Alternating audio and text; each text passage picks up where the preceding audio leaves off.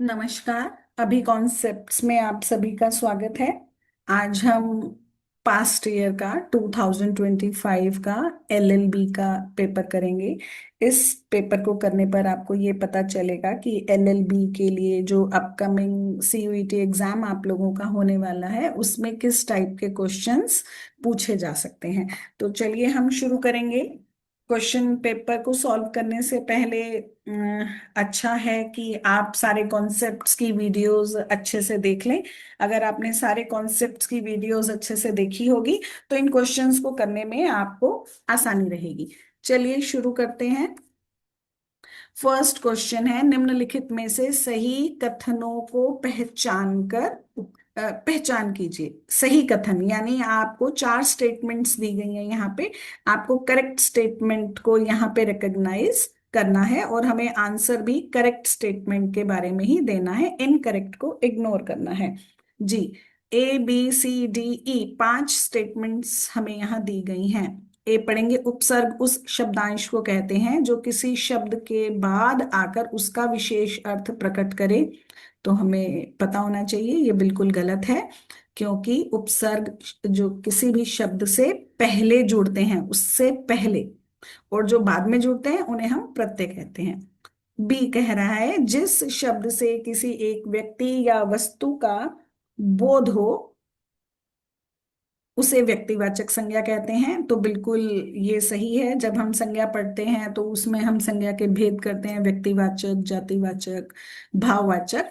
तो किसी विशेष व्यक्ति, किसी विशेष वस्तु का बोध कराने वाले जो शब्द होते हैं उन्हें हम व्यक्तिवाचक संज्ञा कहते हैं। तो ऑप्शन बी अभी हमें एक मिला है जो करेक्ट है, ऑप्शन ए इनकरेक्ट है। आगे पढ़ेंगे। संज्ञा सर्वनाम और विशेषण के जिस रूप से संख्या का बोध होता है उसे विशेष्य कहते हैं। जी नहीं, ये भी गलत है। विशेष्य किसे कहते हैं? हमने विशेषण और विशेष्य टॉपिक में ये पढ़ा है। विशेष्य वो होता है विशेषण जिसकी विशेषता को बताता है, यानी संज्ञा को ही हम विशेष्य कहते हैं। तो इस तरीके से option number C is incorrect. D पढ़ेंगे, सर्वनाम उस विकारी शब्द को कहते हैं जो पूर्वापर संबंध से किसी संज्ञा के बदले आता है। यही हम सर्वनाम की परिभाषा में पढ़ते हैं। संज्ञा के स्थान पर काम आने वाले शब्दों को हम सर्वनाम कहते हैं। तो इस तरीके से हमने देखा कि option number D is correct. जी, आगे देखेंगे, ई की तरफ बढ़ेंगे। जिस शब्द से किसी काम के करने या होना समझा जाए उसे वचन कहते हैं। बिल्कुल गलत है। जिन शब्दों से किसी काम के करने या होने का बोध होता है उन्हें हम क्रिया कहते हैं। वचन से तो हमें नंबर पता चलता है, जिसे इंग्लिश में हम सिंगुलर एंड प्लूरल कहते हैं, हिंदी में हम एक वचन और बहुवचन कहते हैं। ये संख्या का बोध कराते हैं वचन। तो इस तरीके से हमें बी सही मिला है और हमें डी सही मिला है। अब हम देखेंगे बी और डी। हमें जी, ऑप्शन नंबर 3 में हमें बी और डी मिल रहे हैं। Option number 3 is correct answer. ये दोनों कथन सही हैं। आगे बढ़ेंगे प्रश्न नंबर 2 के लिए। निम्नलिखित में से वर्तनी की दृष्टि से अशुद्ध शब्द वर्तनी यानी स्पेलिंग हम चेक करेंगे। परिस्थिति, द्रवीभूत, प्रदर्शनी और प्रज्वलित। हमें अशुद्ध शब्द बताना है। तो अशुद्ध शब्द कौन सा है, ध्यान से देखेंगे। जी, अशुद्ध शब्द मुझे यहाँ पर दो दिख रहे हैं। एक दिख रहा है परिस्थिति और एक दिख रहा है प्रज्वलित। दो, प्रज्वलित जो शब्द की अगर हम बात करें तो इसमें दोनों ज, पहला और बाद वाला दोनों ज आधे आते हैं।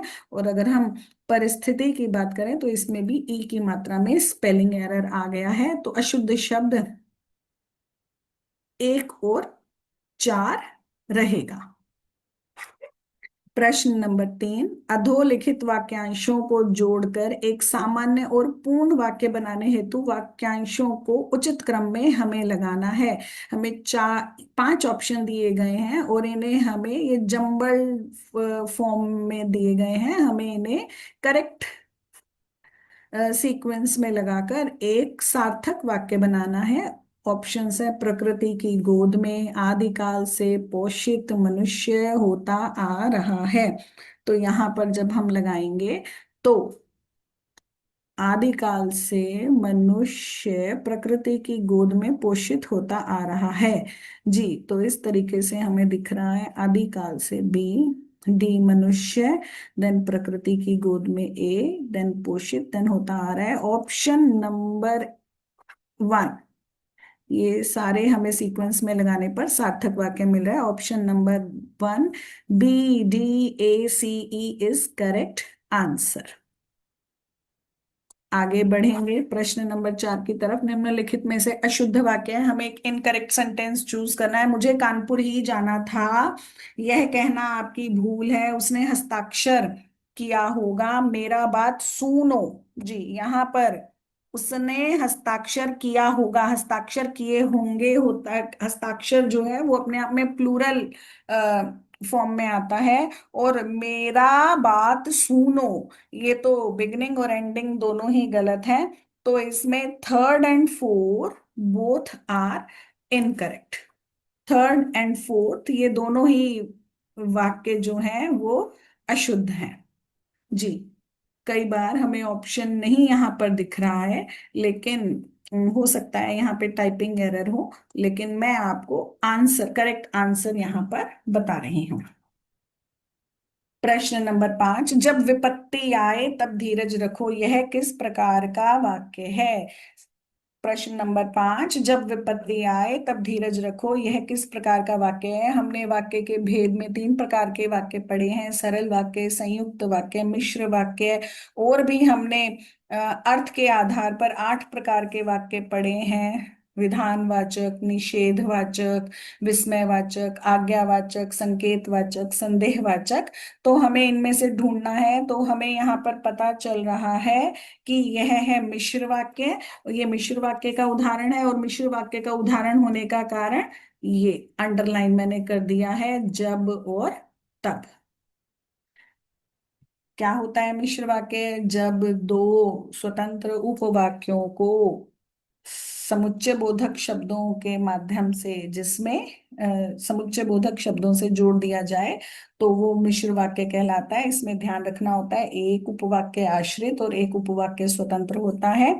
और मिश्र वाक्य में जो योजक शब्द आते हैं वो इसी प्रकार से जोड़े में आते हैं, जब तब ज्यों त्यों जैसे वैसे, इस प्रकार से। तो ऑप्शन नंबर 3 मिश्र वाक्य इज करेक्ट आंसर।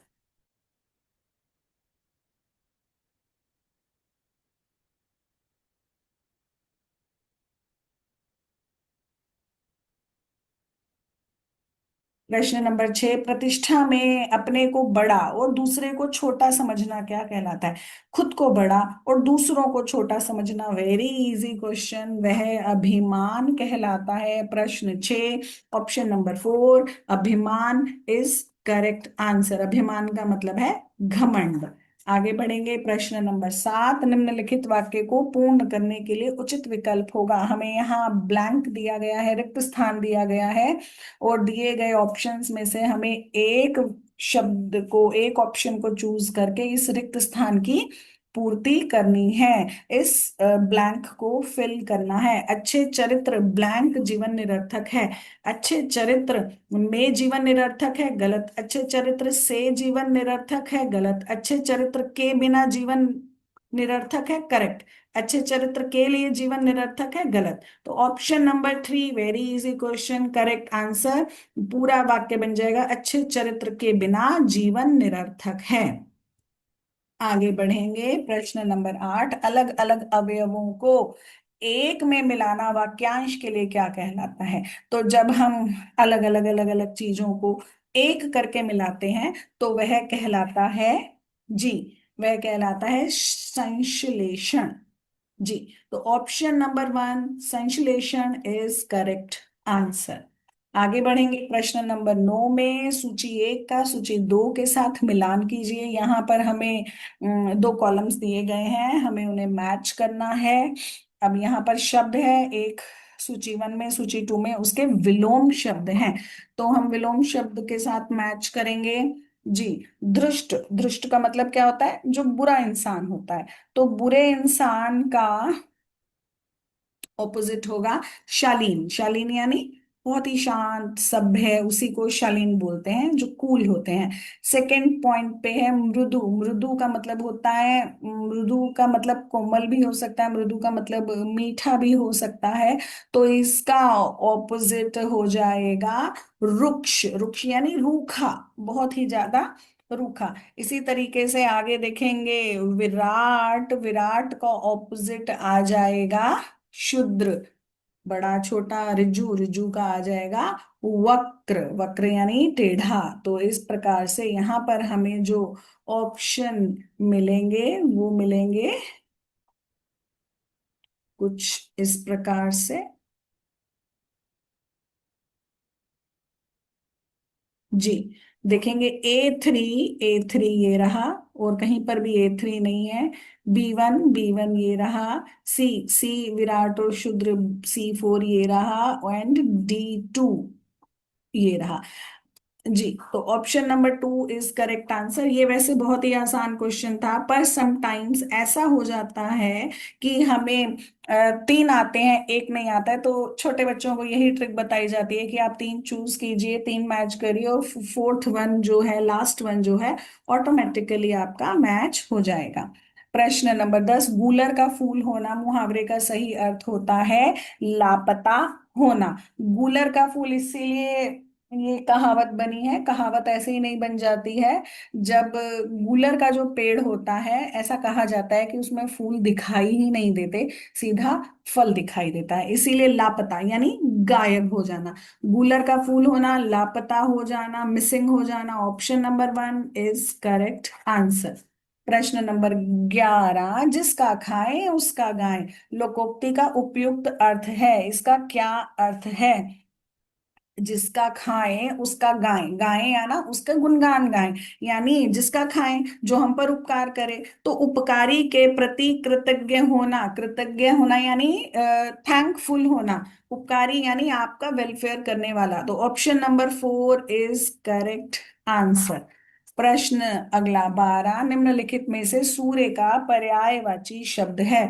तो हमें जब सूर्य के आप पर्यायवाची शब्द करते हैं, सूरज, सूर्य, दिनकर, रवि, मार्तंड, तो यहां पर आ जाता है Martand. Option number A, option number A is correct answer. आगे बढ़ेंगे नेक्स्ट क्वेश्चन के लिए। प्रश्न नंबर 13, जंगल में लगने वाली आग। वेरी इजी, कई बार हम ये प्रैक्टिस में भी करवा चुके हैं। जब आपको वाक्यांश के लिए एक शब्द करवाया जाता है, तो उसमें अक्सर करवाया जाता है जंगल में लगने वाली आग को दावानल कहते हैं। Option number 1 is correct answer. प्रश्न 14, निम्नलिखित वाक्यों में से अशुद्ध वाक्य। अब हमें इनकरेक्ट सेंटेंस को चूज करना है। दुर्गा के अनेकों नाम हैं, ये सबसे पहला ही हमें गलत मिल गया है, क्योंकि अनेकों, अनेक मीन्स अपने आप में बहुवचन है, तो अनेकों कोई शब्द नहीं होता। मैं आप पर श्रद्धा रखता हूं, वह सचमुच बीमार है, शिक्षक ने प्रश्न किया था। तो यहाँ पर ऑप्शन नंबर 1, दुर्गा के अनेकों नाम हैं, यहाँ पर आना चाहिए था दुर्गा के अनेक नाम हैं। तो option number 1 is incorrect, it means ये हमारे लिए करेक्ट ऑप्शन है। Option number 1 is correct answer. प्रश्न नंबर 15, सूची 1 का सूची 2 के साथ मिलान करना है। यहाँ पर भी विलोम शब्द दिखाई दे रहे हैं, तो चलिए मिलान करते हैं। जी, आरोह अवरोह। आरोह अवरोह क्या होता है, जरूर से मुझे कमेंट में बताइएगा।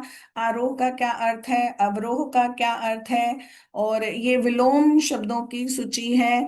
अनंत और अंत। अनंत यानी जिसका अंत के बाद आपका आ रहा है आबाल। आबाल का मतलब है क्या, बताइएगा कमेंट बॉक्स में, मैं मैचिंग कर देती हूँ आपके लिए।